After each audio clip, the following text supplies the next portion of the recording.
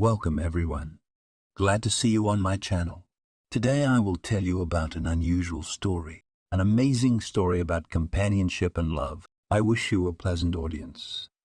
The nurse fulfilled the old man's request. The whole staff was surprised to see. Little Lily looked at her castle and couldn't believe her eyes. It was really beautiful. Finally, her mom took her to the sea, as promised. Papa was quietly eating corn, thinking together with his partners over the next move of chess. And Mama May was concentrating on the sea, not realizing that in just a few minutes her whole life would change. She and Joe had only recently arrived at the hotel on the Black Sea. May had long ago promised to show it to Lily, and she herself wanted to rest very badly. Except that the change she carried within her now was spoiling all the fun. It lurked like a cruel wave in the sea, not visible at first sight, but mercilessly sweeping away everything in its path, and the appearance in her life of this time mine, ready at any moment to destroy everything around. It's been almost 5 years now.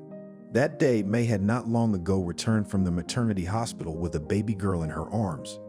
It would seem that everything was settled as it should be: a husband, a job, the appearance of the long-awaited baby girl in the world. But soon May noticed that her husband Joe too often became too late at work and became to her completely unattentive as a woman. May did not immediately notice it, because the care of the baby took almost all the time. Even Mom Sarah was angry at her daughter. "Moll, you need to take care of not only the baby well, and about Joe do not forget. Look," she said to her daughter, "or your husband might go off and find someone else."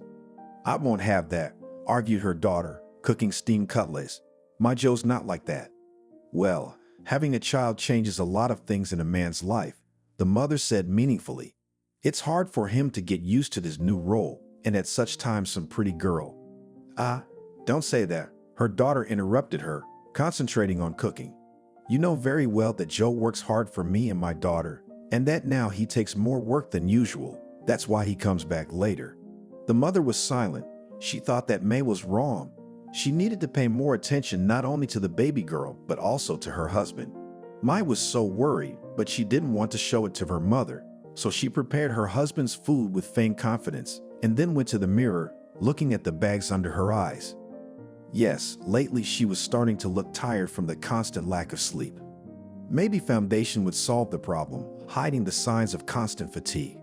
May slathered on the cream and looked at her watch. Joe should have been home in an hour by now. May was about to dial his number when suddenly the door opened and he came in. "Hello, my good man," he said to his wife. "What are we having for dinner, dear?" "Your meatballs, by the way, my love, with basil." "Oh, thank you, dear." "Oh, thank you, darling, but I'm not hungry." May looked at her husband, puzzled. "How?" "Well, it was Sam's birthday, and he made grilled kebabs. Very tasty, by the way, with corn. Try some." And he pulled out a container of food that smelled delicious. "Why did you ask what's for dinner if you're not going to eat? And why did you stay late?" "Well, I had a lot of work to do, and I had a little sit down with Sam. He's a great cook, better than any woman. He won't even let his wife near the stove. I got a lot to learn from him. He's a great guy. He's so warm-hearted. We had a good time." May would have believed him, but something didn't make her sure her husband was really there. She sniffed. Of course, he smelled like a woman's perfume, and they cooked the meat together. He must have gotten off work early and gone with her to the country or to the countryside.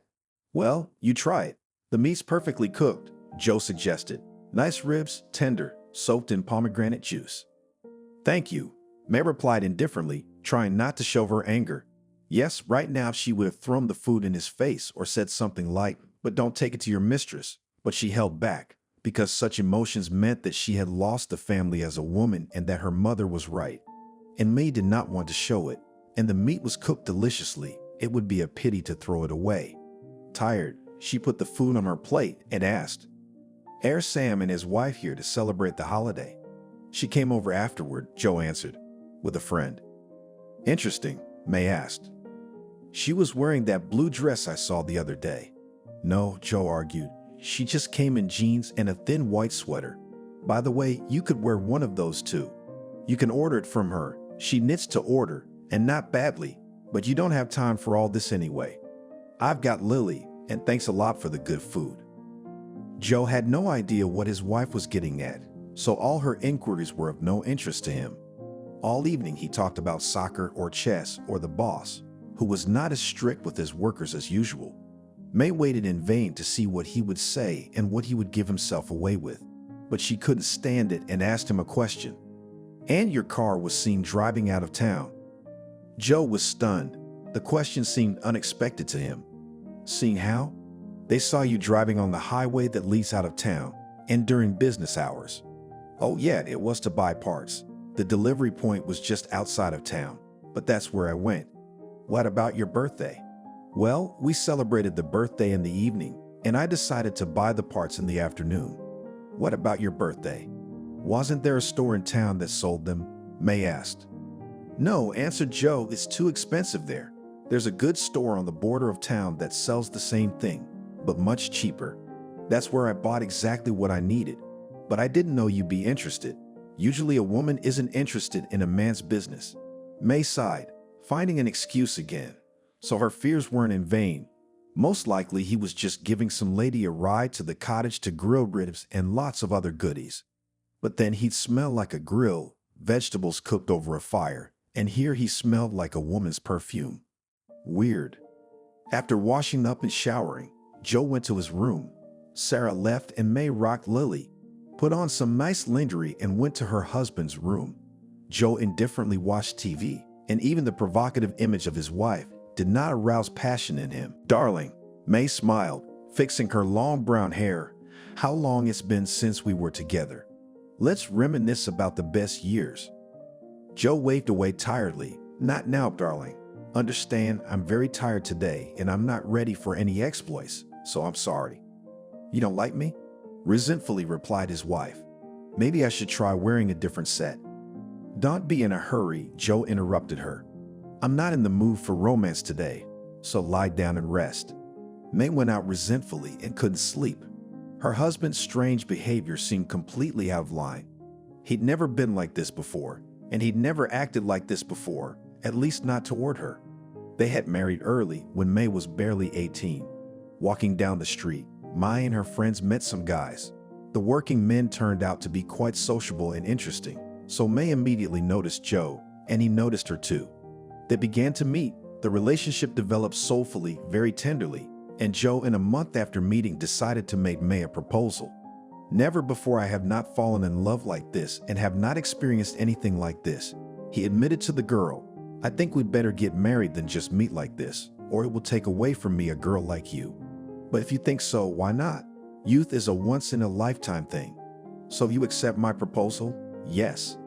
"Of course, my darling." May smiled. "Your sincerity wins me over."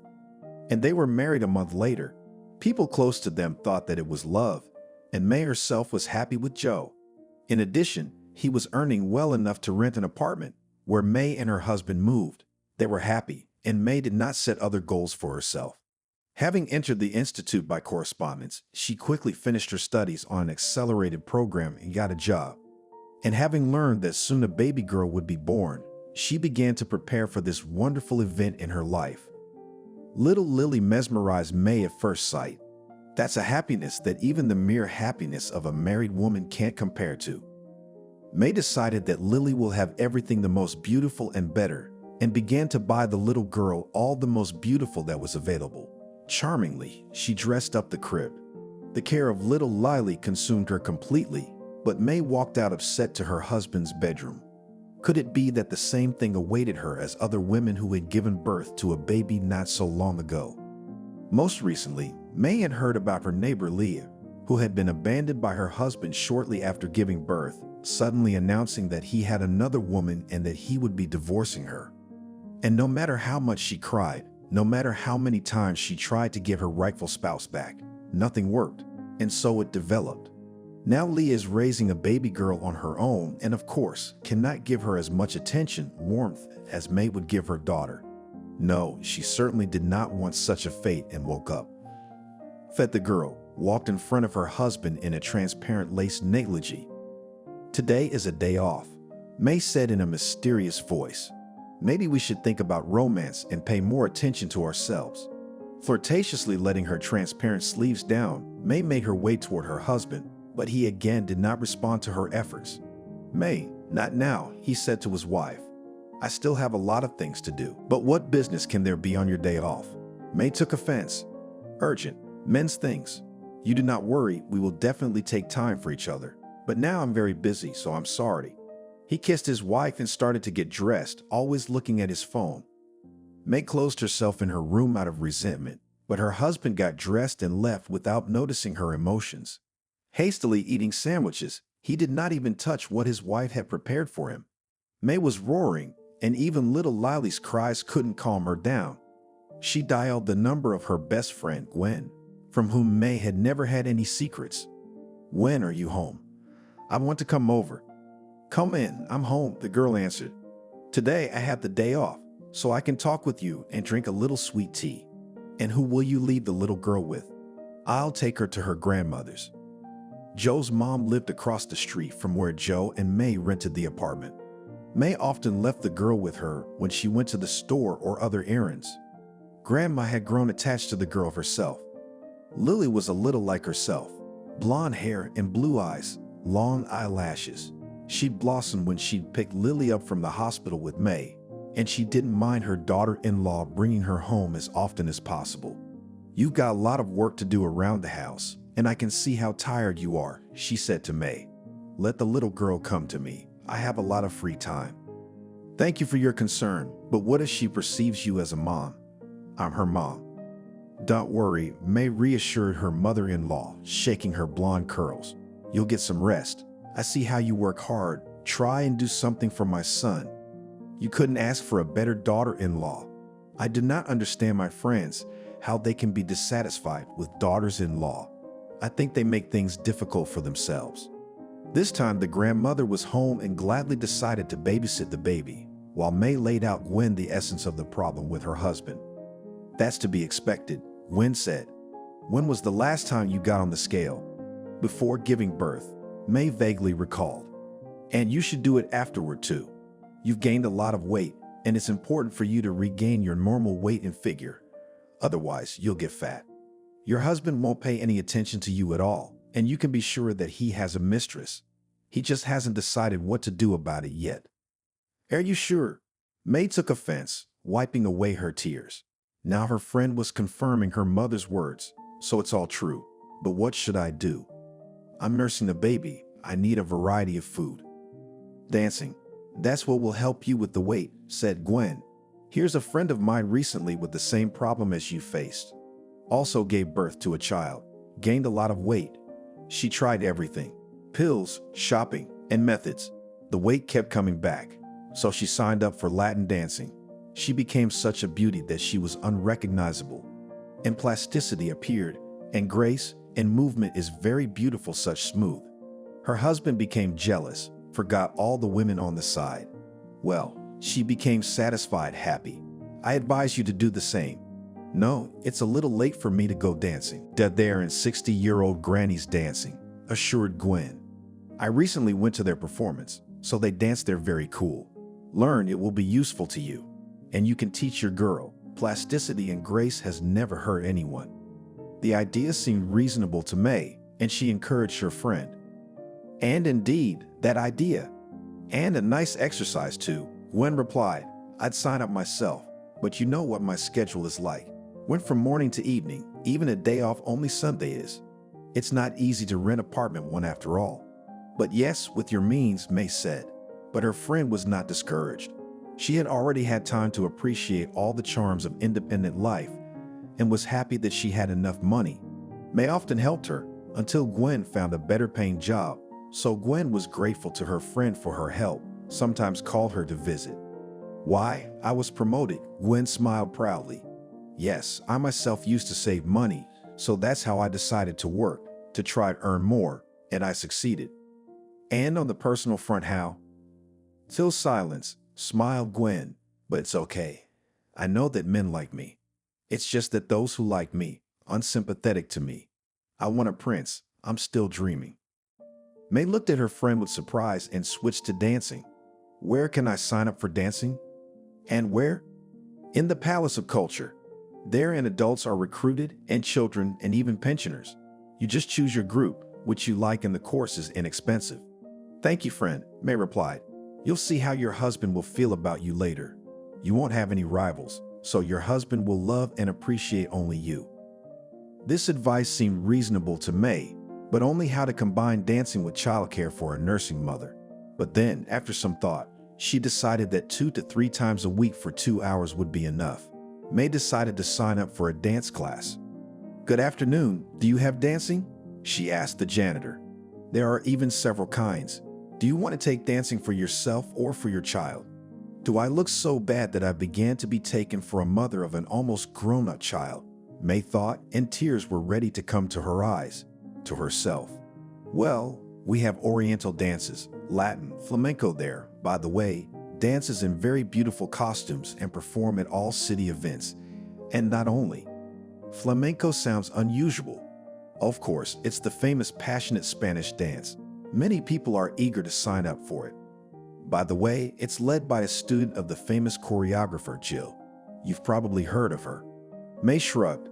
I just want to get my figures in order. My husband stopped paying attention to me, so that's how I need to get in shape after childbirth. I tried everything.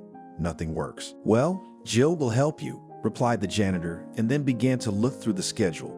She's a very overweight girl, but she helps almost everyone, so it's worth a try. I think it will be very useful for you. And having looked through the schedule, told her where to go and what to bring. At the appointed time, May came to the dance. Jill turned out to be a pretty young woman with long, bright red hair, neatly arranged in a high hairstyle. Well, what can I say? Said Aunt May. You should try to practice. I think that and it will work. You are very plastic and calm, and showed me how much you have to pay per month. It was a small amount, and May liked the music. She already imagined herself in a red flamenco dress on stage, and not only up to the room with mirrors, you can make a stunning photo in such a dress. And she agreed. Jill turned out to be a moderately demanding, interesting, and sociable girl who has not yet managed to create a family and find a close person. May liked her very much, and the other students were delighted with her. But one day, coming to the dance, May noticed a handsome, but not young man, who very accurately showed the movement to the girls. Come on in, don't be shy, said the handsome brunette. Jill went to Spain to see her fiancé. Didn't she say she was corresponding with a hot young Spaniard? No, May replied in surprise. So no more dancing. The man grinned, then replied nonchalantly, Who told you that? I'm the one in charge of the dance now. So, young lady, you will study with me. It is not difficult at all. On the contrary, you will like it, I'm sure. By the way, I'm Leon, Jill's teacher. She has learned a lot from me, but I will give you much more knowledge than her. May shyly walked into the office and started her class, and she suddenly noticed that for the first time she felt the melody move beautifully, in short, to feel like a real star, as if there was an unusual dance class around in Spain. Faster, girls, more vigorous, if he instructed. All movements must be complete and have a beautiful point. When you learn to put it, you'll see the result. I think you will succeed, and very beautifully. He moved in such a way that it was impossible not to fall in love with him. May saw how the girl's eyes lit up, but she realized that she could not afford this hobby. Let him choose his own free students who were younger. Repeating the movement after the others, May didn't think to solo. Suddenly, he asked her to come up with a movement for the part. How do you like this tune? Let's give it a try. Let's. May smiled and began to dance carefully, slowly, and beautifully, moving smoothly to each turn. At first, Leon's black eyes lazily followed her movements, but then a fire lit up in his brown eyes. May sensed it, and it made her uncomfortable. Never before had a man looked at her like that, not even Joe. It was the look of a professional who had seen a lot in his life, who noted with dignity what he was seeing right now. May even felt awkward in front of him, but there were no surprises or suggestions after class, so May went home and hugged her baby girl. Hi, honey, Joe replied. What are we having for dinner? Cutlets. Your favorite chicken is still there, May replied. By the way, I cooked cabbage and cheese. You'll like it. Give me the cabbage, and I'll make the eggs myself. And anyway, honey, I don't have much time. I have to go to a friend's birthday party. He's waiting for me in the car. May looked tiredly at her husband. What friend? What birthday? It's almost 9 o'clock on the clock. He invited me to an important meeting. They'd booked a banquet at a restaurant. It'd be embarrassing not to go, they'd be offended. You go to such events with your wife, May replied unhappily, and I don't know any such friend. You know him. I told you a lot about him, Joe argued. So I'm going to get something to eat. I'll be back late. May was choking back tears again. She guessed that her husband was cheating on her again, but still didn't want to bring it up openly. Joe seemed both a master of pretense of cunning and deceit. But why was he lying again? What time will you be back? May asked, wiping her plate. I don't know, but I'll be here unannounced. Maybe you'll be asleep by then. May looked him in the eye. Yes, even tonight she wouldn't be able to prove to her husband what she could do and that there was no one better than her. Joe ate quickly and, glancing at his watch, left the apartment, kissing his wife indifferently. May almost burst into tears again. Little Lily cried in the room, and May went to attend to her daughter. The woman was choking back tears. But how could her husband just cheat on her so brazenly? She knows for sure that in his surroundings there was definitely no friend, and about any friend he certainly did not tell her anything. Then what is it? A simple deception, trickery.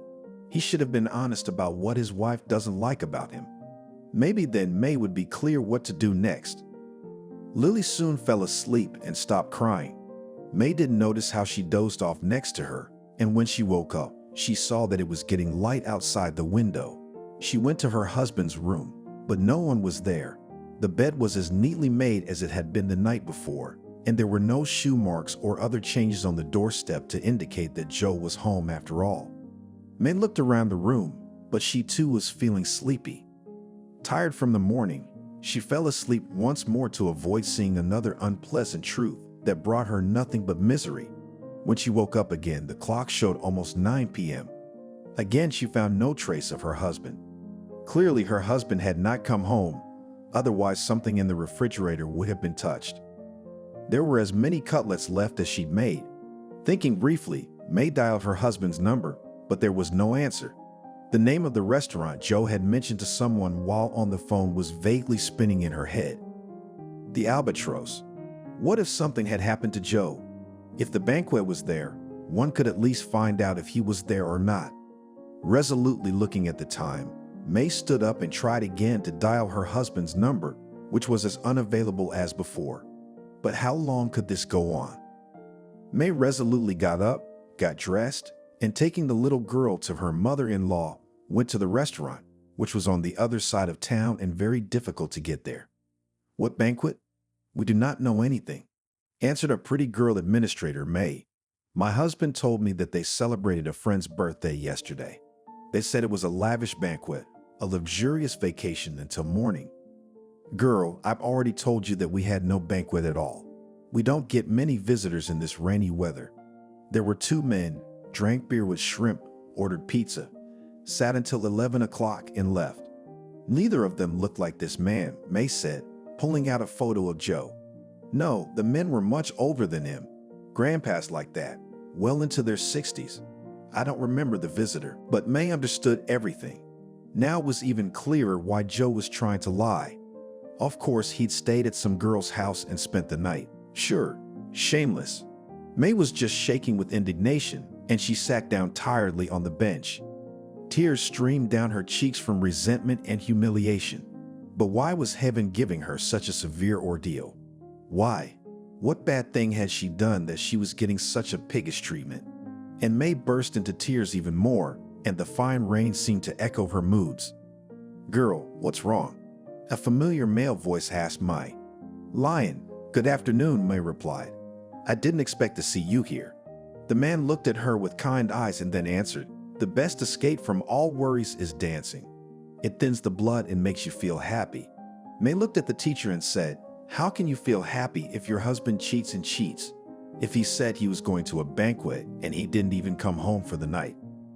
Leon's eyes became round. He didn't expect May to cry and face cheating. Usually a woman facing such a situation was different. Sad, severely obese, and resentful of the whole world. May was not like that at all. She had fire in her eyes, sympathy, kindness. No man could pass by such a passionate woman. I bet your mood would change if I asked you to dance. May looked at Leon in surprise, then said, "Oh, but I don't even know, in such a state of mood you don't want to dance." "You should try it," Leon said, heading for Albatross. "A cup of hot chocolate and a passionate dance will change your mood." "But it won't bring back my husband," May replied, almost crying. "I don't know what to do." "Do what I tell you and you'll see the result. Just repeat the elements that you have recently learned."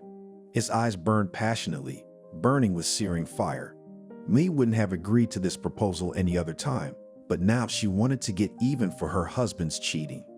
Why not give it a try? What if dancing could make her happy again and let the stares of strange men be her reward? Lion gallantly took her hand in his, then escorted her to a table and said, "I will show you how a real man behaves, how he dances, and what he treats his lady of the heart. But I won't drink alcohol. I have a child to feed." "And no one's offering you that," he smiled. "I think if your husband finds out who you danced with and who invited you to the restaurant, he will come back to you and will bite his elbows that he lets such a beautiful girl like you." May sat down at the table. Lion was generous. The fruit platter was exceptionally delicious, as was the wonderful char-grilled meat with hot peppers. May was delighted, not when she had never tasted such delicious lemonade with refreshing tropical fruits. After saying something to the receptionist, Lion came back and told May, "Now he'll put on a Spanish song and we'll dance." May agreed. To the rousing chords she came out to Leon, and they began to dance, first in pairs, then separately from each other. Leon was simply magical. Guiding his student, he quickly said, "Good, good, May." Improvisation. May danced and didn't notice how her sadness went away. Then, having finished her solo, Lion came up to her and they danced together.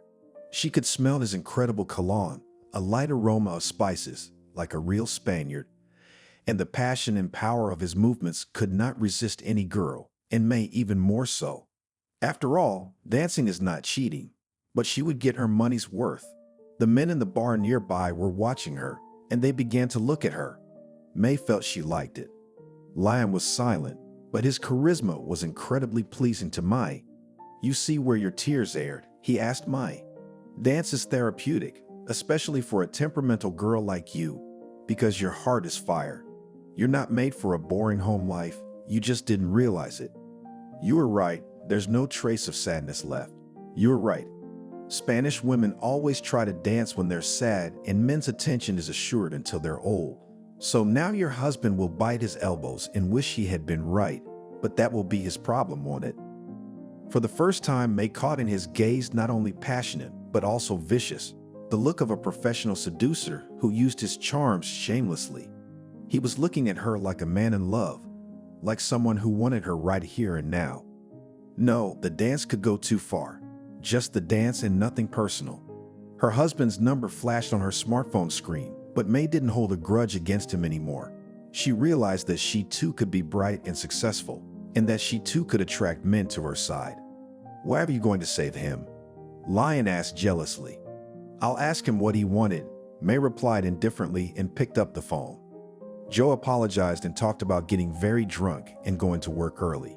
He asked May to forgive him, begged May not to scold him, but May was completely indifferent to his words. Now she was morally prepared for what her husband might say to her one day. "Look, I loved another," and to the fact that he will pack his things and go to the mistress. After all, there are so many interesting and bright men around who are really worth paying attention to. Joe made excuses and seemed to May just pathetic compared to Leon. That's who became for her a real man, a conqueror, and a man worth paying attention to. Lucky for his wife, if there was one. Leon certainly wouldn't act this late towards his spouse. "But that's it, I have to go to class, my good one," Leon said fondly.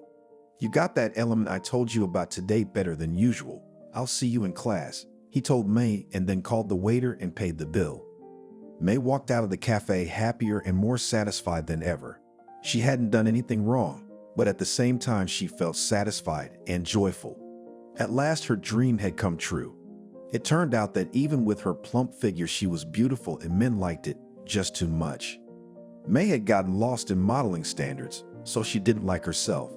And since she did, she was ready to prove all the time that there was something to love her for. May went back to work and left Lily with her mother-in-law. Grandma was happy to fuss with her granddaughter. While May went about her important business, Joe didn't change. If it hadn't been for the baby, May would have divorced him. But she didn't question her husband about anything. Maybe his infatuation wasn't serious, and he was himself entangled in unpleasant circumstances. And if it was serious, he would definitely tell his wife that he was leaving for a mistress. Joe remained just as coldly detached and indifferent. More and more often he had some urgent business to attend to, but the ever-busy May no longer paid any attention to her husband's life. She cooked his meals and did not take offense when he waved away her desire to be alone. May's main passion was dancing. For the sake of that drive and emotion, she attended classes, which soon became a bright spot in her beautiful life. "Ooh, you're unrecognizable," Gwen said. "Dancing has done you good. You've got such plasticity that men will definitely not miss such a woman." "Yes," May smiled. "Dancing really revitalizes, give a sea of positive emotions." "I told you," smiled Gwen, "that it is much more positive than yoga shaping." "Well, and your husband? How did your husband appreciate the effort?" "And I don't want to think about him," May sighed, as if she remembered something extremely unpleasant. "He just disappointed me so much. To be honest, I didn't expect that from him. And how many handsome men there are around me, I can't believe it." "I totally agree with you," said Gwen. "You see, your self-esteem has become a little better and higher. You did not allow yourself to humiliate yourself and just began to dance. And it's really great." May hugged her friend and they agreed to meet together after work. Gwen was getting more money now and decided to celebrate a small promotion in a nice restaurant. May decided to get out too. "But you can't just think about dancing, work, and little Lily." "I've got a boyfriend," Gwen bragged. "He's very handsome." "Come on, show me a picture of him." Gwen did. "I'm the first to tell you about him. He really is very interesting. A bright man, a pleasant personality, nothing to say." "And how did you meet him?" And Gwen began to tell. She went into the details of her acquaintance and romance with incredible passion, when suddenly on May's smartphone her husband's name popped up. The clock showed 9:30 in the evening, where he was headed again. May picked up the phone. "Darling," her husband said, "the boys and I are going to Mountain River." "Well, tomorrow's a work day. How are you going to get to work?" the wife asked. "We've been excused. We're going to a canoeing competition from the brigade. Wish me luck." "Go ahead," May replied. "Just watch out. The weather forecaster said the weather was not very favorable for the trip." Joe hung up the phone. May was offended again, but not as much as she had been when she met Leon. "Look, honey, he really is cheating on you. The man is completely incorrigible, despite the fact that you have a daughter, that you have a family. You are beautiful. Confidently, I became a long time ago you were, alas, very long ago. To know that he definitely has a woman on the side," sighed Gwen. "Men just will not behave like that, so promiscuous. Wow, that he didn't have many friends. Then he went kayaking. Strange type. Dump him." "I would, but maybe it's just a temporary thing. He barely even notices me. I don't even remember our birthday party together. He's changed a lot." Gwen silently hugged her friend, and they decided to stay at her house with a sleepover. "After all, you two have the rights to spend the time you see fit. Marriage isn't slavery after all, so try to get some proper rest. And do you want to go watch soap operas? It won't be boring." May agreed. She'd been wanting to get away to her friend's house for a long time. At home, they turned on a soap opera and started watching, when suddenly in the morning May heard her mother-in-law calling. "Joe's in intensive care." "How?" "Like this," she answered. "He was taken to the hospital after they were washed away by a cold stream." May cried into the phone. After getting the address, May immediately went to the hospital. The doctor said the condition was very serious as Joe was very badly injured. "Do you have children?" a pretty young nurse asked. "Yes, a daughter," May answered. "Why?" "Your husband is unlikely to be fully functional as a man anymore," she sighed sadly. "His reproductive organs are badly damaged. He may regain his manhood, but don't expect children." "But one child is enough for me," May replied. "It's good that we have a daughter. The important thing is that Joe gets out of his condition. I'll go and pray for him and put a candle in the temple for his health," and went to the church. but the soul was not as heavy as it had been before. May realized that at least this time her husband wasn't lying. At least his eyes were honest and he had really paid if he had cheated on her before. May had arranged with her mother-in-law to be on duty in her husband's room, but there was no way she could give up the dance. At the rehearsal, whether he announced that in a month they are flying to Spain for 2 weeks. There will be a colorful festival there and we were invited to perform. It's a great honor for the group, so we will dance together, perform. Selected a few of the contestants and called out names including May. But I can't go, I have a sick husband and a baby in my arms. But you won't see a party like this anywhere else. And you can hire a nurse for your husband or ask his mom to look after him for now. No, May argued, I can't leave a sick man in this situation. Besides, I have a daughter. You can take her with you and not tell your mother-in-law where you're going. It won't take long, especially since you're the only one who can do this difficult element. Not even Jill can do it as brilliantly as you can. So come with us. If you refuse, you may not come to my team again. I'm going, May replied. I can't do without dancing. And he nodded, and some predatory light flashed again in his Spanish black eyes. Yes, it was a look no one could resist, no matter how hard they tried. Winter, the cold. May, in her snowflake-covered coat, was coming down from the airfield. Satisfied and happy, she couldn't believe that sunny Spain had borders and the prettiest snowflakes lay on the collar of her winter clothes. What they had done should have happened then at the hotel. May gave in to passion. The dance had somehow imperceptibly evolved into something more, something it was useless to resist. You see what you're capable of, Leon asked, satisfied with what had happened. You're very passionate. You don't need a man like your husband. You're made for men for pleasure, believe me. I've seen a lot of things, but I have a family, a husband, I can't leave them. What about the tears? What about the tears I've seen firsthand? What about the tears? What your husband has brought you to with his antics and the fact that he doesn't spend the night at home. Any normal Spanish woman would have put his things out the door by morning. I think he'll improve. I think he'll improve. Illness will make this man change, and an inferior man who can't have children is unlikely to stay with a mistress for long and be happy with her. I don't think that's the case. He didn't discover in you the woman you really became, and who turned for you into the most real magical power. Joe's just an ordinary guy, of which there are many. You need another man, and in Spain, such a relationship is not condemned, although he doesn't advertise it. I don't know, I can't judge, May answered. For me, the most important thing is love, tenderness and care, constancy. I don't believe in what happened. I think it was someone else, not me. Don't justify your sin, lie and smiled softly. You didn't do anything wrong. You just needed an outlet for the emotions you've been storing up. After that, your life will be completely different and filled with more colorful content. You will become more confident in yourself, and you will know what real happiness and love are. And you will be happy. No matter how your husband behaves, he will appreciate it. These words had an effect on May, and she no longer blamed herself for cheating. But who was to blame that being healthy? Joe himself created such a situation and was not attentive to his soulmate. No, the most important thing was whether he was there. And also their little secret, which will help May to become happier and carry their happiness through everyday life, despite all adversity. No matter how sick Joe is, he will never be as close to her as Leon. That's where the real man is, the one you can dream of, and who is worth making your brightest star in the sky. They were happy in Spanish hotels, resting, but skillfully concealed the relationship. Long ago crossed all the boundaries of permissible, but May was really happy. Finally, her dream had come true, and now she was a truly happy person. 5 years passed. Joe had recovered and didn't need much care.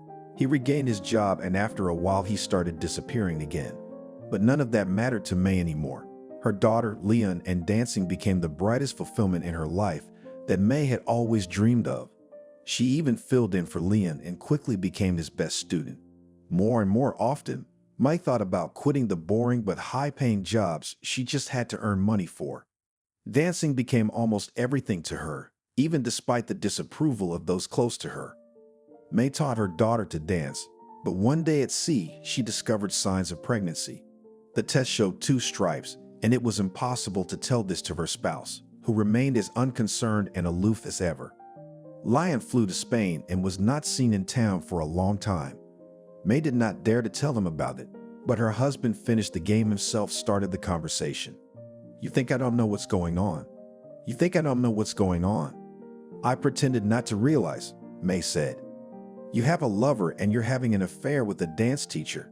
I've known everything for a long time." May decided not to give up and started arguing with her husband. "Who told you that?" May asked. "About those who dance, a lot of people say different gossip and rumors, so do not believe everything that is said." "And I don't need to be told anything," answered Joe. "I figured it out a long time ago, and guess why you did it? What was wrong? And that you weren't in any albatross and stayed the night in the middle of nowhere.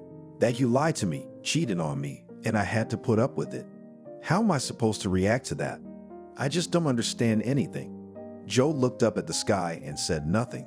He just didn't understand how to react to the situation. Then he continued the conversation. "I should have told you this a long time ago, but I just never dared. I knew that you would not approve of me if I told you that I wanted to open my own business there. I met with colleagues and partners, opened a workplace. I thought that you yourself will find out everything, but it did not work out. I didn't expect this from you. I thought you make a good wife for a mother." "You drove me to infidelity," May replied. "I was going crazy at home, imagining you going out with women." Joe looked at his wife with reproachful eyes and said, "I knew perfectly well that you wouldn't approve of the business we boys were doing. I couldn't tell you everything until I was sure of the business myself. That's why I had to lie to you so you wouldn't swear." "What kind of business is it that you couldn't tell your wife?" May was indignant. "So you and your buddies are up to something bad." "Just ordinary car parts," Joe reassured his wife. "You know, I'm tired of sitting in a factory and working for cents. At first, I was hired by a company to sell and deliver auto parts. But eventually, the guys told me that they wanted to start their own business, so I began to cooperate with them. We became friends. Yeah, just as a business, it's been pretty tough, and we'll probably go back to work for hire. But I certainly didn't expect any cheating from you." "How did you find out about her?" May asked. "You left the phone when you went to take a shower, and I heard what your lover was saying to you, and I could hear it in his voice." "I'm sorry," May sobbed. "I thought that you cheated on me first, so I believed that you are a cheater, just a liar. If you had told me everything at once." "Well, you didn't ask anything," Joe sighed. "I was jealous. She wasn't interested in me, in my affairs and interests. I would have told you everything. But when I heard that you didn't approve of the business, and that you thought it should only be done by very rich people, I knew you'd be against it, just like your mother. So I didn't want to tell you. I thought you'd find out for yourselves in time. Now, of course, it is clear that the case is unlikely to take place, so I will have to return to my native plant, but I will not be lost. But I don't forgive treason." "Forgive me," May pleaded, "just for the sake of our daughter. For little Lily, it would be a great trauma." But Joe remained steadfast. "I'm sorry, but there are some things I don't forgive on principle, like cheating. So you don't have to grovel before me. I won't forgive you anyway. Go to your man or your mother. I'll file for divorce myself." His words sounded colder than the wind from the sea. May looked at the aloof Joe and realized the bitterness of her guilt. Lion didn't know about the pregnancy yet. Maybe if she informed him, he'd get married then. Of course, little Lily would have a hard time adjusting to a new daddy, but what to do? The chain of thoughts was interrupted by her daughter asking her parents to go swimming together. But May was looking one way, Joe the other. "Well, come on, let's go swimming together on the mattress," the girl pleaded. "I'll have fun with you." "Swim better with mommy," Joe said without looking at May. May looked in his direction and only now realized why she had confessed to cheating on him. Joe hadn't cheated on her, but why had she acted that way? She thought no one would find out. May tried to shake Joe, to touch his hand, but he threw her hand away and turned away, feigning amusement. May went swimming in the sea with her daughter, hoping that Joe would mellow out and forgive her. But he sat like a statue in his thoughts. Only a phone call distracted him from his musings. Then the man got dressed and went somewhere, leaving May with Lily. May realized that he definitely wouldn't forgive her today. In order not to cry and hide her own anxiety, she splashed, swam, bought ice cream for herself and her daughter, and looked sadly at her smartphone. Maybe Joe would call after all, But her husband didn't make himself known. It wasn't in the evening, not until the morning, that May learned he'd stayed the night at her mother's house. As she took her daughter to daycare, May could barely contain her nausea. Pregnancy was making itself felt, and yet it was necessary to tell Leon about it. But how May just didn't dare and didn't know. An experienced man who had had many like May, and then to get so ridiculously knocked up. Yeah, it really happens, you can't tell. But how to tell him? What if this confession would ruin even the relationship she had? It was half an hour before the dance class. When May had gotten off work a little earlier, she didn't feel very good and wanted not to go, but her feet led her to a bench near the House of Culture. The day was sunny warm, as it usually is in September, but also stunningly beautiful, gentle. Sunbeams were peeking through the yellow leaves, and it lifted May's spirits. A familiar car pulled up beside her, and May saw Lion. "Oh, I'm so glad you're here so early for class. Come on in, sweetheart. I have something to tell you." His eyes darkened a little. The man sensed that the news would not be pleasant. "I'm pregnant, and my husband found out I cheated on him. So, Lion said slowly, "And you said something to him?" "I didn't know what to say. He can't have any more children, so the baby is yours." Leon thought for a moment, and his brown eyes seemed as aloof as Joe's to May. She wasn't sure what to say to Leon. Yes, the news of the pregnancy, he clearly wasn't happy. But what was going to happen next? "May," Leon said slowly, "it's hard for me to tell you anything right now, but whatever you decide, I won't leave you, even though I can't marry you." "How?" May was surprised. "I'm your best student. You invite me to various tours and even allow me to substitute. We've already achieved a lot together, so what's stopping us from becoming a full-fledged family? We've come a long way, and I'm willing to do a lot to move forward with you. I'm sorry, darling, but I can't marry you, and for good reason. Even though I'm single now, you decide about the child, I'll help you, and I'm leaving, perhaps for a very long time, forever. I can't fully explain to you the reason why I'm doing this, but it's fate. If you want me to leave you my ensemble or go away and work with new members, yes, it will be difficult to start from scratch, but I'm sure, even with a child, you will be able to marry and find your happiness. I'm sorry, but I can't bring you the happiness you deserve. But keep me in the loop, you're too precious to me. I'm sorry, sweetheart," and kissed May and asked, "Are you going to rehearsal?" "It'll be the last one before I leave." Mai silently stood up and walked into the hall as if hypnotized, tears streaming down her cheeks, from which the dance was no longer helping as it had that time. She carefully made up, but even that did not help. Tears rolled down her cheeks treacherously during the most important moments of her life. "Mommy, are you coming soon?" May asked Lily. "I have to go do my homework. I'm going to school this year." "Wait," May replied, "not all at once. Finishing homework without me." "But your music is bothering me. You made it too loud." "Patience," May replied. "Here's some pencils and paper for you. Draw for Mao." Lily sighed sadly, and May went off to the dance class. Little Henry was staying home with her mom, and May was teaching a dance class with another friend who was a fitness instructor. It was a peculiar mixture of dance and aerobics that helped women get in shape and do not boring exercises, but beautiful dances that develop plasticity. Joe didn't call, but May wasn't worried. It turned out that his business was unexpectedly profitable, so the case was worth the attention. Well, Joe wasn't helping May, but his daughter, and that was sad. He himself could not forgive the infidelity, so he did not want to communicate closely and mentally with his ex-wife. May's mom, however, understood the situation perfectly and enjoyed watching her grandchildren. Henry was a bit cranky, but with his eyes he was just like Mama May. There was almost nothing of Lion in him, who flew overseas and no longer reminded herself.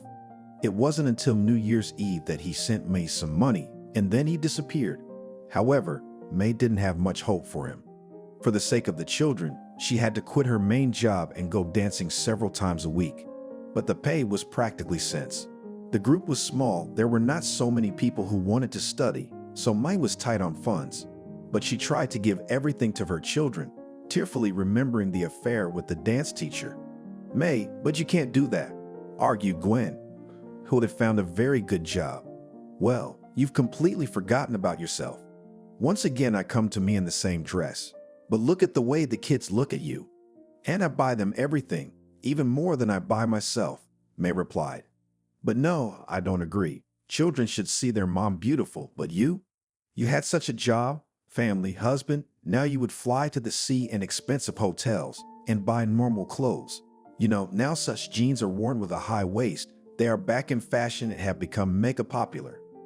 I'm sorry, but you wouldn't understand. I have kids and I have to make sure they have everything they need. Look, but life doesn't end with kids, argued Gwen.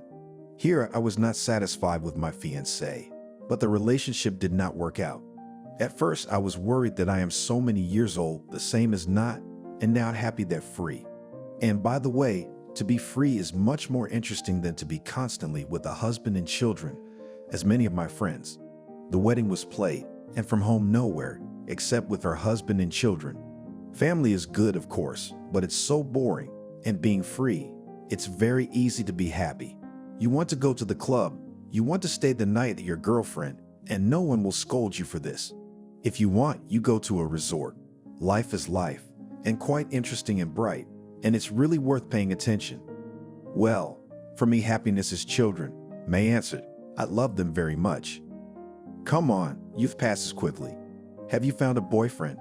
Gwen asked. And then the kids will grow up, remarried. What will you do next? That time should still live, May replied gloomily. In the meantime, I'm doing what I really like and I'm happy. And let's go to the club tonight. Your mom won't mind? Yes, she laughed. I'm not 15 years old anymore. Let's go, sure. Maybe I'll get a little distraction. Only everything there is probably very expensive. I'll pay for it, Gwen replied. Think back to your youth. I think that we should dance and just talk in a pleasant company, and then maybe you'll find a fiancé. You're a pretty girl. I don't know why Lion didn't marry you. They probably just got busy. Men don't know what they want. Pretty girls like that go to waste. May, of course, grinned a little and walked on with Gwen. Yeah, she hadn't been to the club in a while. It was time to remember her youth and have some good fun. Dressed nicely, she decided to stay the night after the party at Gwen's place. But suddenly, she got a phone call. May, it's your aunt. Your mom's not well. May, come over. Yes, God, that's all we need, May remarked, and with a nod to Gwen, she hailed a cab and headed for the house. A pale Sarah was in no condition to come to her senses. While the children were whimpering in the house, she turned pale and red and called to her daughter in a weak voice. May, honey, give me that pill on the shelf in the white package. It's always helped me. Okay, Mom, May replied, but the packet was empty. How? It was full this morning. I don't know who could have drank it. The ambulance arrived quickly and the old woman was treated. May stayed with her mother, leaving the children with a neighbor. It wasn't until the morning that the mother felt better, but she needed care. May dialed Joe's number, who dropped her call. And then her mother-in-law picked up. After listening to the former daughter-in-law, she immediately came to the children, and May stayed near her mother. Yes, it was a shame her father couldn't help her in any way. The woman dozed, simply not understanding or realizing what was happening in reality. She cried as she smiled. She spoke non-Cockney words. The doctors diagnosed a stroke. May realized caring for her mother would take a long time. Good thing her mother-in-law was on her side. After learning about May's infidelity, she, strangely enough, was not very angry with her daughter-in-law, and again she scolded her son for inattention to the young wife. But Joe remained adamant, and although May knew perfectly well that he was not married and that he had no one at the moment, he was in no hurry to communicate with her. When her mother was taken home, Joe brought groceries, but as always left them on the doorstep, and the money May gave only those that are due to alimony. He managed to prove in court that Henry was not his child, which is why he didn't pay any money for him. May became increasingly frustrated with him and didn't even want to see him. Joe didn't help her much. He was resentful of his wife or thought he was doing the right thing, showing only principle. But maybe things could still be brought back. May decided to try her luck and try to make her husband come back. Joe, forgive me. I realize that I'm wrong, But maybe at least for the sake of the children will come back. Lily misses you very much without you and worries that you do not want to communicate with her. I don't want to hang out with you or have anything to do with you. But you've been wrong about a lot of things yourself, May argued. People can often do stupid things and then regret it.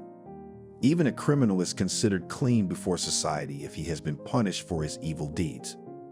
Read those sermons to anyone but me, Joe argued. May sighed sadly.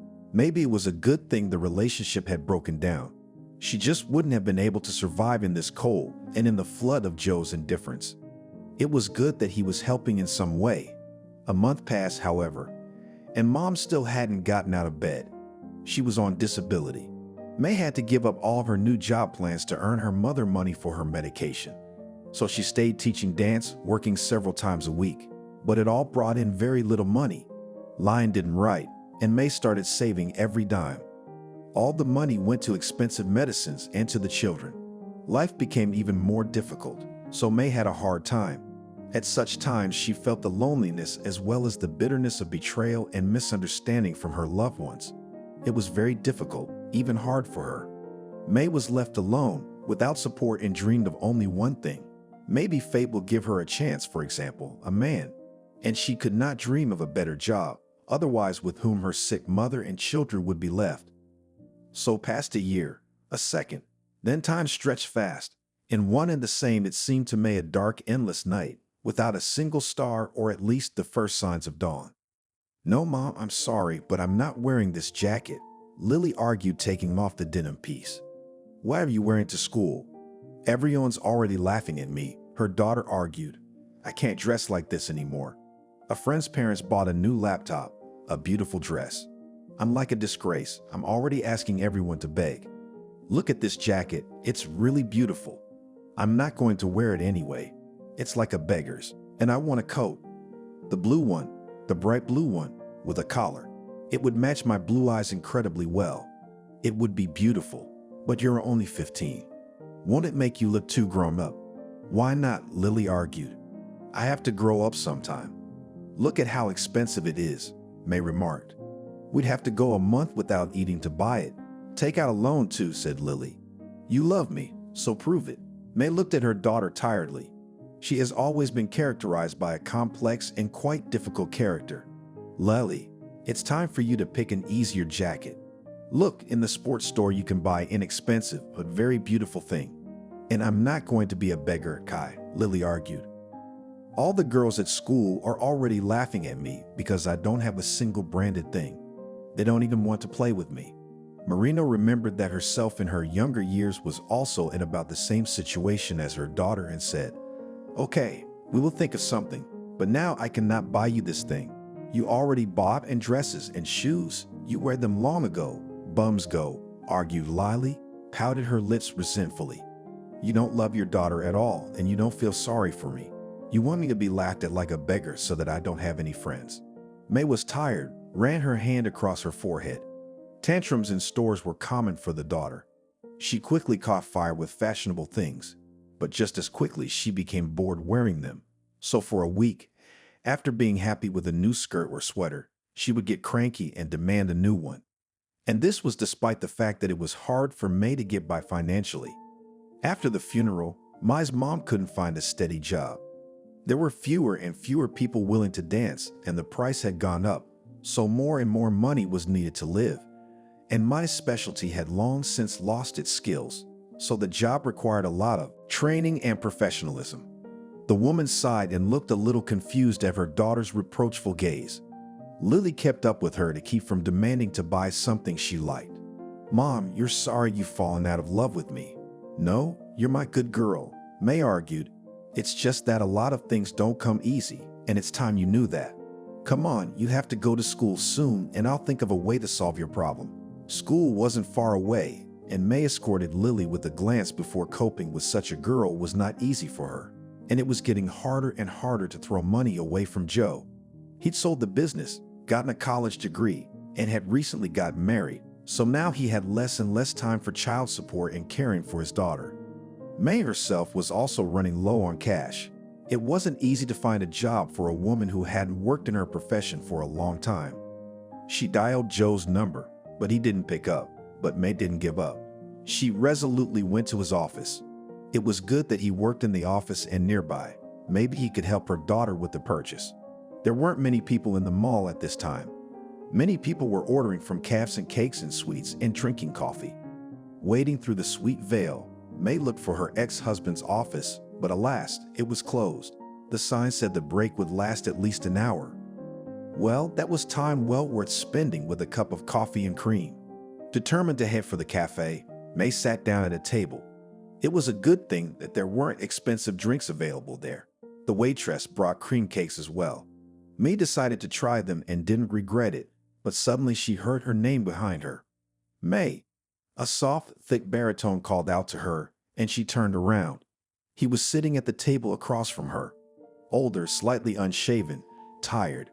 He seemed to May almost an old man, and how she had managed to fall in love with him, May herself did not understand. "Hello, how are you?" she asked him, as if nothing had ever happened between them. "I just flew in and I was just about to call you." May looked into his eyes before time had erased their brightness and brilliance. Now it was strong, but not so temperamental and bright man as before. Time changes many things, erasing the traits of those you once liked. "And you were sure I'd respond after you'd only given me money a couple times and then disappeared. I'm sorry, but I had very difficult circumstances. I had a dream. I had a lot of interesting things in my life. But in Spain, it was not as simple as I thought." And he began to tell his story, diving into details and revealing more and more important things to May. She listened to him and wondered. Emotions were constantly emerging on her face. First, May felt delight, then anger, empathizing with the hero. Yes, he became quite different from before, but it did not make Leon the worse, and hugging Marie, but he came to an agreement that will remain a secret for now. Time flew by over cups of latte. The tenderness of feeling hadn't gone away, just a little covered with the dust of time. May walked out happy and dialed Lee's daughter's number. He shook her hand and disappeared too. Throwing a disdainful glance at the office, she began to silently wait for classes to end. The blue coat was bought and May, hugging her daughter, added a few more sweets just for the mood.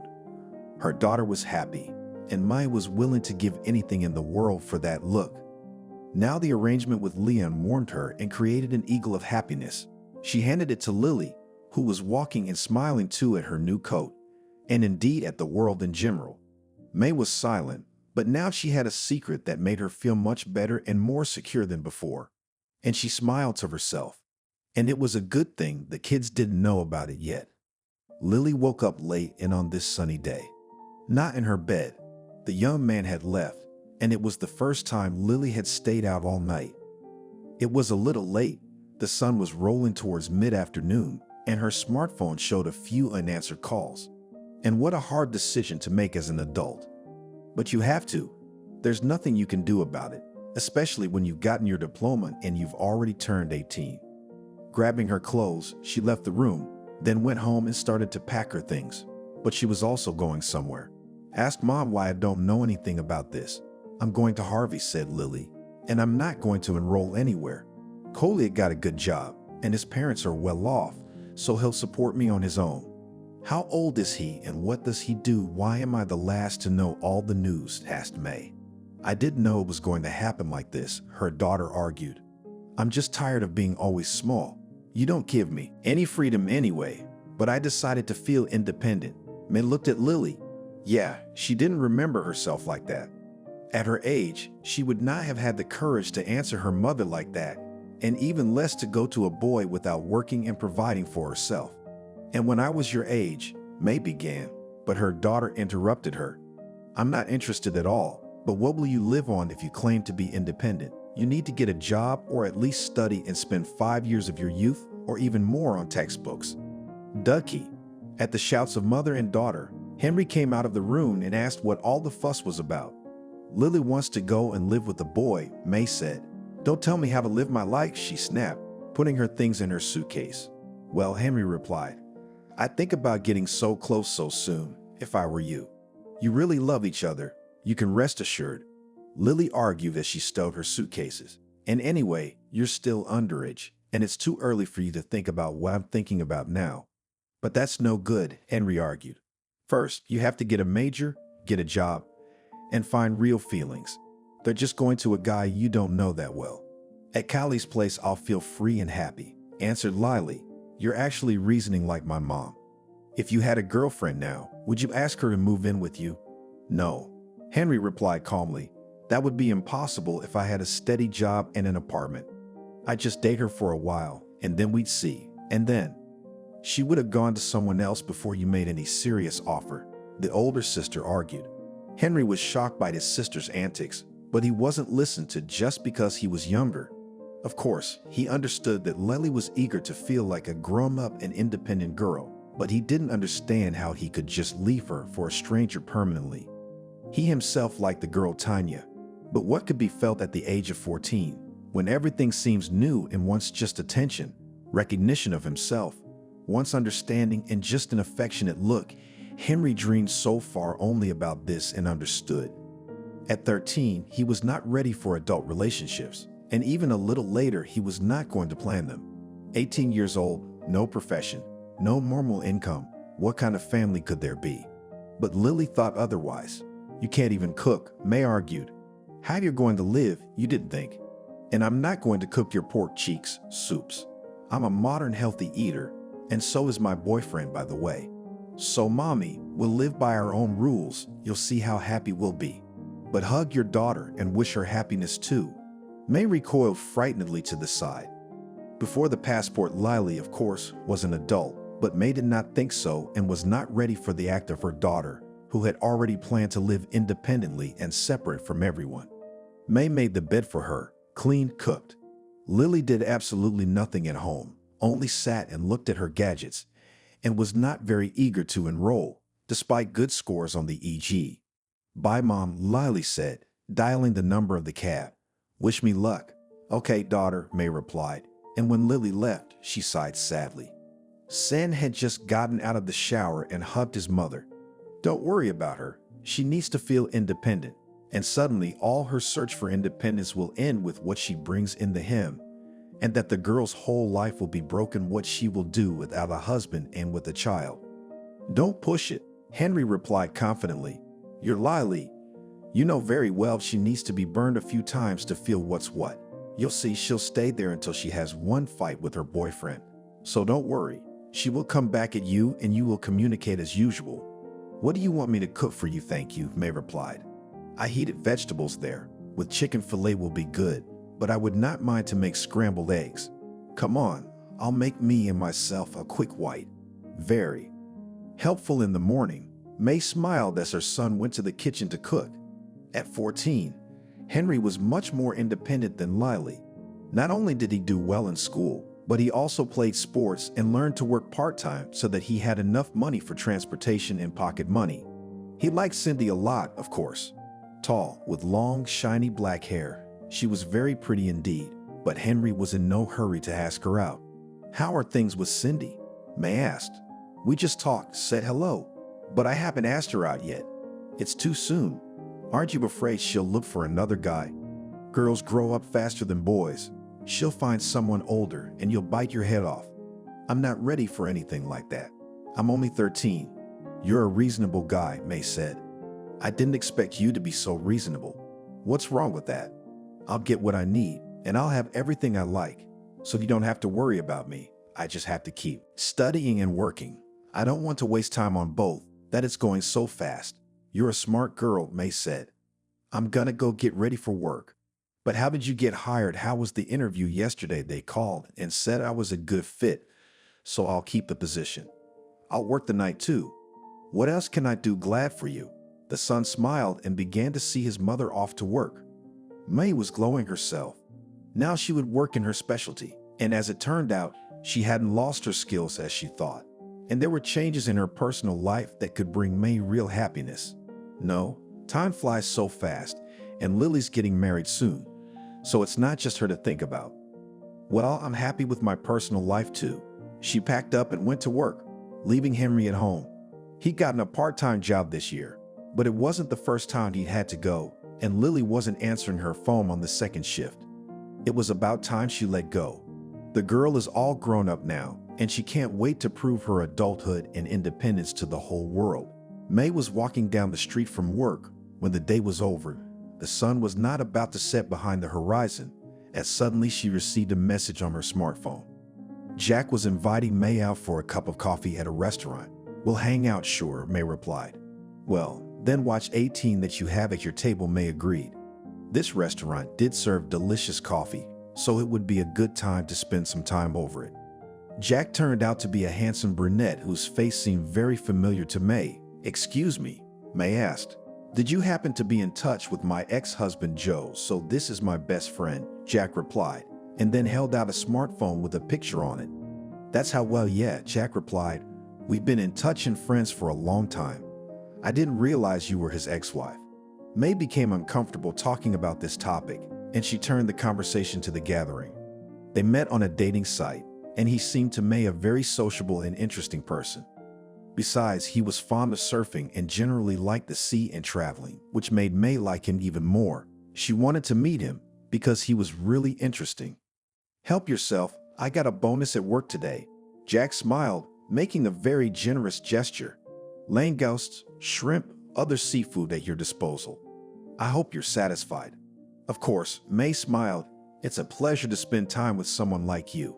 "It's been a long time coming," Jack replied. "You're very beautiful and I'm just burning with desire. I haven't met such beautiful girls in my life for a long time." "Actually, I have 2 almost grown children," May answered as she suddenly noticed a pink dress in the cafe. Some brightly painted woman was clearly following Jack, not giving him a pass. "Who's that?" May asked. "It's just a groupie. There was a girl hitting on me and not very good behavior, so I blew her off and she started hitting on me all the time. I don't know what she's after. White wig, black eyeliner, like a panda. It's a weird look." "Yeah, well, there are some people who are so inadequate," May said. May again turned the conversation to an interesting topic. However, the stranger suddenly approached the table. May already prepared to say something to her, as suddenly the girl took off her wig, and it turned out to be Gwen. "What do you mean?" she shouted at May and Jack. "You, May, have lost your conscience to sit in a cafe with my husband." Jack wiggled slightly and decided to leave, but Gwen gestured imperiously for him to stay. "Sit down, and you're not leaving until you explain what's going on here." "Gwen, I didn't know it was your Jack. You never introduced me to him, never told me anything. I met him on a dating site. He wrote that he was single and that he liked to travel to different countries. So I was interested in talking to him. So don't make up anything, Jack," Gwen said. "You're just a liar. Why do you need to look for happiness on dating sites? Yes, just out of boredom. And all the men there are looking for dating, including married men. So that's where you spend your paycheck and your restaurant bonuses on girls and yourself." But Jack tried to leave, to resist, not expecting such a belligerent spouse. Gwen called the waiter and asked her husband to immediately pay not only the bill, but their dinner alone with her friend. Jack obediently did everything, but when the bill was paid and the money given to Gwen, he vanished. Gwen was beyond angry. May calmed her down. "I never thought I would have to comfort and console you when faced with such betrayal by your spouse." "Yes, I have long suspected," Jack, Gwen replied. "I never doubted your integrity. You are a person who is sincere and honest, even if you fell in love with another man, but your husband himself was to blame, and Jack just trampled my self-esteem with such dates and acquaintances." "Well, tell me what he's missing." "I'm slim, I'm pretty, I'm well-dressed." "No, he wants 18-year-olds and more, but it seems like he's the kind of man who just can't be faithful to one person. A womanizer is a womanizer. Good thing you didn't throw dishes at me, because you know what women are like. Always afraid that a girlfriend will be a rival, that she'll take advantage of her husband or boyfriend. They make such a big deal out of it. It's unimaginable. There was a girl in our stairwell named Casey, and she had a friend named Casey. They were both married and often invited each other to visit, chatting. But the husband of one of them looked at her friend, and then it started like the friendship had never happened between them. Her hair clung to each other and fights started, constantly yelling at each other. The mat did not subside even on the street. But what kind of relationship could it be? So one of them's husband went off to someone else anyway, so those friends don't even say hello to each other. That was an act. May, I've known you for a long time, so I don't doubt your integrity and honesty, but at least with me, That's for sure. So I realized that you wouldn't look at my husband because there are other men looking at you for sure. So there would be no reason for you to look at my husband, especially if he's unfaithful. So look at any skirt. May hugged her friend and praised her for reasonable objectivity. At first, Gwen sobbed, not realizing what she before her husband was guilty. But May's words of fidelity changed her mood. If the husband went to the dating site, it means that he has such May can be as many as you want, and of different ages and marital status. So Gwen's looks have nothing to do with it. Maybe today he likes a blonde, tomorrow a brunette, the day after tomorrow a redhead, and he will even begin to behave incomprehensibly. So May hugged Gwen, and now they were both laughing, chatting, and their friendship became even stronger. While they were drinking champagne and cakes, Jack suddenly entered the restaurant with a huge bouquet of roses. He knelt down in front of his wife and said, "I'm sorry, darling. I just acted without thinking at all. Don't scold me, please. Forgive me if you can. It was my own fault." Gwen laughed. So pathetic he looked. "Listen," she said to her husband, "there is no need to make a vulgar and shameful scene here. Let's talk at home." "Well, take a gift from the bottom of my heart and go better on your dating site." There in Dora to his brides. "I just wanted to, like my married friend. He's married too. He's got a family, kids. He said there's nothing wrong with just flashing your charm on dating sites. So I fell for it." Oh, May laughed. "That's the way kids think in the sandbox. And to think about the fact that you have a wife, and what a wife." "Well, I'm sorry, Gwen. Joe's got me completely fooled." "Which Joe is my ex?"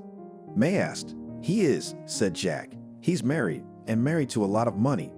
I think his daddy's a big shot in the administration, and he's got a lot of money, so he took the plunge.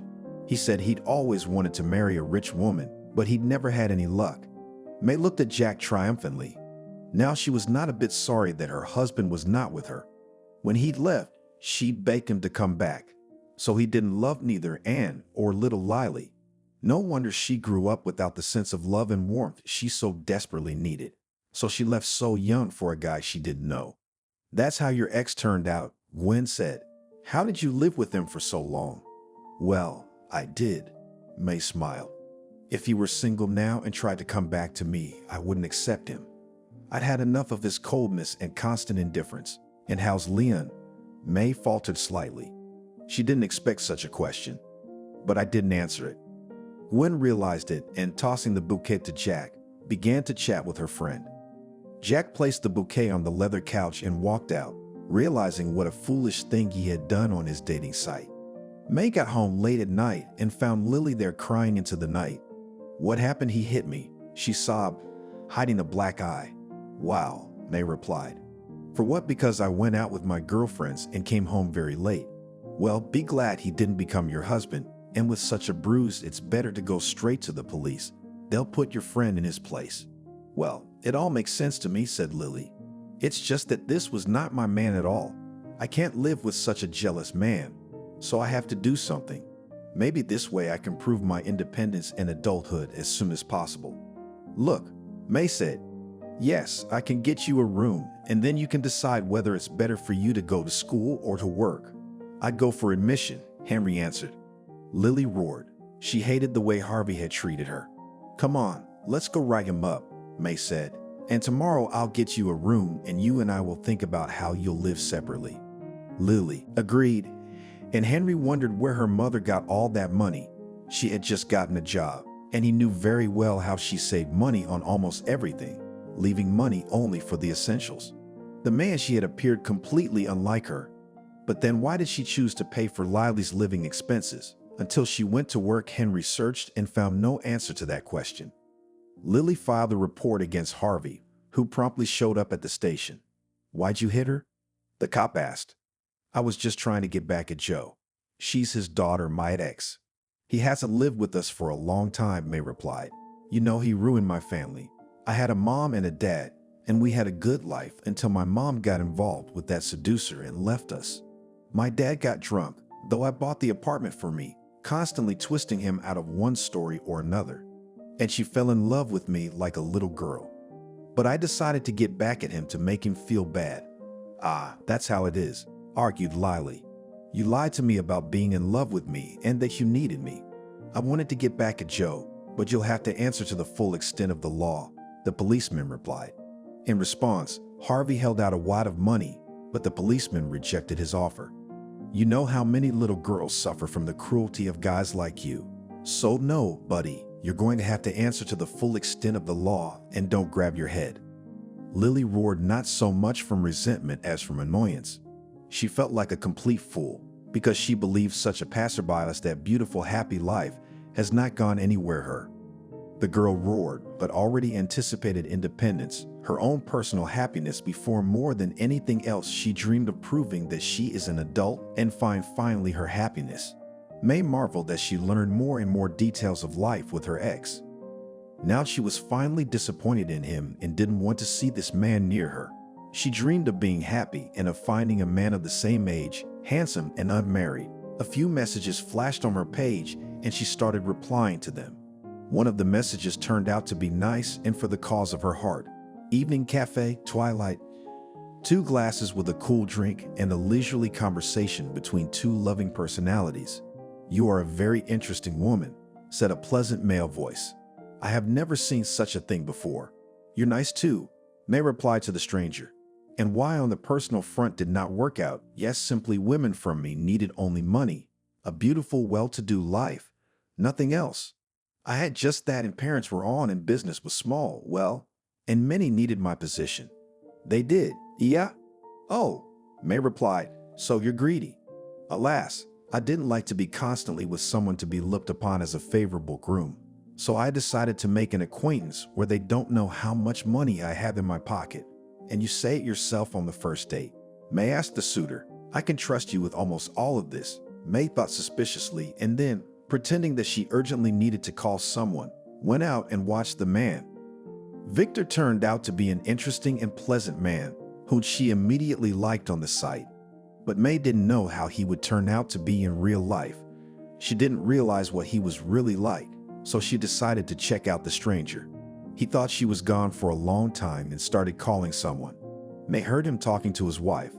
Honey, I can't pick up the kid from daycare today. I have an urgent meeting later. I'll call you back. May, disappointed, went back to the table and waited for the bill to be paid and let Victor go. She said that she was about to have a friend over with whom she wasn't too frank about her love life. And as soon as Victor drove away in his car, she burst into tears. The new already 10 date ended in disappointment and did not lead to anything good. Victor turned out to be married like all the others. It seems that nothing in her personal life is going to happen. Time passed. Leah looked out the window of the hospital room, realizing that his life was fading with the last autumn leaves. Only today, when he woke up, he felt that death was not something abstract that happens to others, but something that was already approaching him. He tried again to smile habitually and get out of bed, but he felt dizzy. A pretty black nurse had not entered the room and was just handing out the pills the doctor had prescribed. How are you feeling? She asked Leon in her usual reassuring voice. Baby, I'm dying, he said, feeling a completely unaccustomed and strange condition, and then leaned into her long black hair and whispered something in her ear in a hoarse, senile voice. The black-haired nurse immediately disappeared behind the door, and 5 minutes later the young but already head of the cardiology department, Henry Nikolaevich, appeared in the room. Here he is, I brought you Henry. And everyone in the ward shuddered at the next words they heard. Son, he exclaimed, weakening. I have already made my will with the notary, and I want to give you my house in Spain. If you want, sell it.